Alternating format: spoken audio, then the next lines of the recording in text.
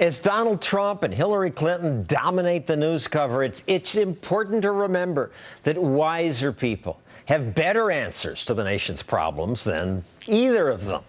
Of course, I'm talking about the Libertarian presidential team, former Governors Gary Johnson and Bill Weld. Let's tackle some of the issues that Republicans and Democrats ought to be talking about. We are going broke.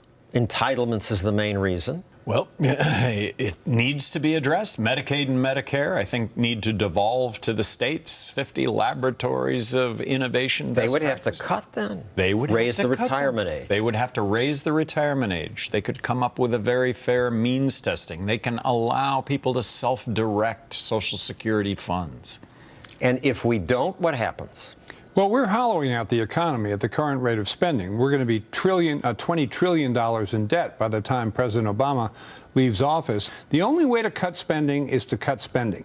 You know, you just have to do it, and you have to do what's called zero-based budgeting. You take every account from last year, you start out at zero, and it has to justify itself all over again. Once you succumb to the Washington trap that unless it's the same as last year, plus 5%, it's a cut, you're a goner. And legislation aside, being the head of the administration, being the head of the federal government, asking for smaller government, it'll happen. And in Washington, it's really true that when they say we're slashing spending, we're cutting at 5%, that just means we're cutting it from what we wanted to increase it. Yeah, I'll tell you, if we got in there and said, okay, here's the budget, it's down 13% from last year in total, read them and weep, I guarantee you that the politicians in both parties would say, we're going to wash our hands of this and say it was all their idea. And we're targeting a 20% number. All right, so if we're talking cuts, entitlements is the big one, but what cabinet departments do we need? We're not getting elected dictator here, we're getting elected president. So count on me to sign any legislation where Congress will want to abolish an agency. Just count on it. But waving a magic wand, commerce, yes.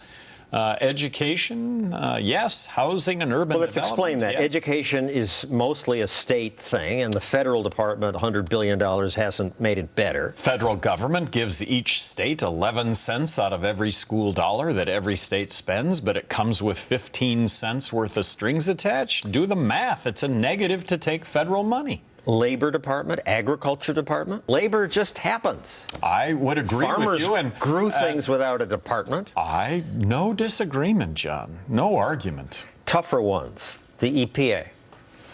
I think the EPA has a role to protect us against polluters, and I do base that on having been governor of New Mexico. The fact that there were polluters, and but for the EPA, they'd still be polluting right now. The government does need to exert force to literally clean up the environment. Yeah, preventing people from injuring each other is a proper role of government. Tougher ones to eliminate, HUD. Housing help Housing for and poor urban people. development. Well, clearly we've gone beyond that. That's on my list. Kill it. Okay. Kill it. The Democrats are offering people popular things. Free college. There's an unlimited demand for anything that's free. And when we get in the habit of offering free anything, that budget is just going to go through the roof. Pointing out that the high cost of college tuition has everything to do with guaranteed government student loans. Raising tuition. But people say, we have a right to health care. We have a right to an education, including college. What do you say to those people? You as an individual can contribute. You can, through your own charity. I remember when Frank O'Connor, who was head of the New York City Council, ran against Governor Rockefeller one time, way back in the 60s in New York State. And O'Connor said subways should be free. So Rockefeller ran this ad upstate. Frank O'Connor from New York City is running for governor. He says the subway should be free. Screen goes blank. White words. Guess who he thinks should pay for them? It was devastating. Donald Trump has won votes saying he'll punish Mexico and China for stealing American jobs. For every car, truck, and whatever else you're building, you are going to pay a 35% tax every time it crosses the border. We have to.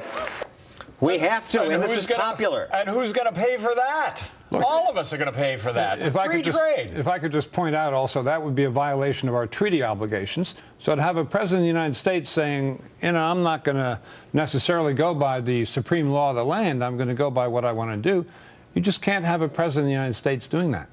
It violates rule of law, but explain the economic reason why we might welcome goods, even goods that are dumped. We're both free traders. What if China sells us a $10 product for $1? Who benefits? All of us that are buying that for $1.